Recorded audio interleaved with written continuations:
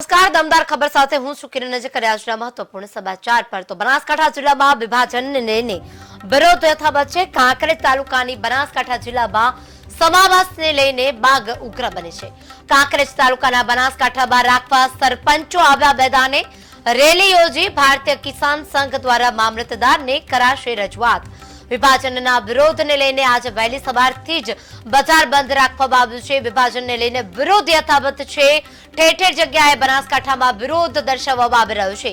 બનાસકાંઠા જિલ્લામાં વિભાજનને લઈને વિરોધ યથાવત તો કાંકરેજ તાલુકાની બનાસકાંઠા જિલ્લામાં સમાવેશને લઈને માંગ ઉગ્ર બની રહી છે।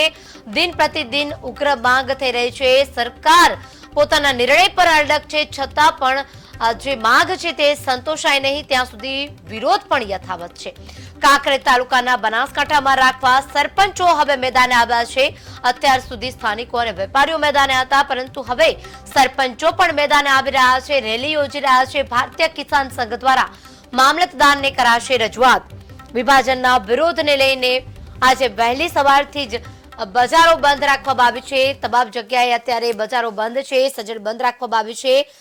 થરાદ બાદ હવે વાત કરીએ આની તો તમામ જગ્યાએ અત્યારે કાંકરેજમાં પણ બંધ બજાર છે। આ મુદ્દે વધુ વિગત આપશે ભગવાન રાયગોર। ભગવાન, અત્યારે જે બનાસકાંઠાની સ્થિતિ છે, વિરોધ યથાવત છે, શું વિગતો સામે આવી છે?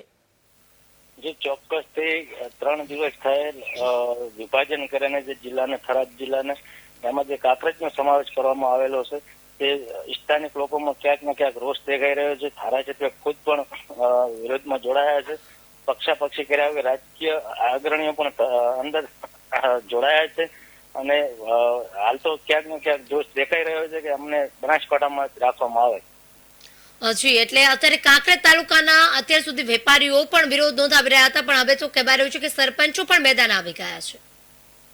જી, ચેખલાય, ઉચરપી અને વરસડા 3 ગામોના સરપંચોના પણ લેટર પેડ મુખ્યમંત્રીને લખવામાં આવ્યા છે અને જે પાટણ સાંસદ જે કોકરેજ તાલુકામાં લાગે છે સાંસદ, તેથી સાંસદે પણ આ વિશે મુખ્યમંત્રીને પત્ર લખીને રજૂઆત કરી છે કોકરેજને બનાસકાંઠામાં રાખવામાં આવે। જી, એટલે ભગવાન, આ જે વિરોધ થઈ રહ્યો છે તેમાં ક્યાંક હવે સરકાર સામેથી કોઈ બાહેંધરી મળે તેવા એંધાણ દેખાઈ રહ્યા છે, કારણ કે હવે તો કલેક્ટર સુધી પણ જે મામલતદારો પણ રજૂઆત કરી રહ્યા છે, તમામ જગ્યાએ અત્યારે રજૂઆતો થઈ રહી છે સરકાર સુધી। ક્યાંક એવી સરકાર તરફથી કોઈ બાહેંધરી મળે તેવા એંધાણ દેખાઈ રહ્યા છે? જી, ચોક્કસથી હાલ તો કિસાન સંઘના ખેડૂતો પણ આગળ આવી રહ્યા છે, તે પણ આવેદન પત્ર મામલતદાર કચેરીએ આપવા જવાના છે અને જે સરકાર છે તે જો આનું પરિણામ નહીં આપે તો વધુ ઉગ્ર પણ આંદોલન બની શકવાની પણ શક્યતાઓ જોવાઈ રહી। એટલે ભગવાન, એવું કહી શકાય કે અત્યારે જે વાતાવરણ છે તે ક્યાંક ઉગ્ર વધુ ને વધુ બની રહ્યું છે।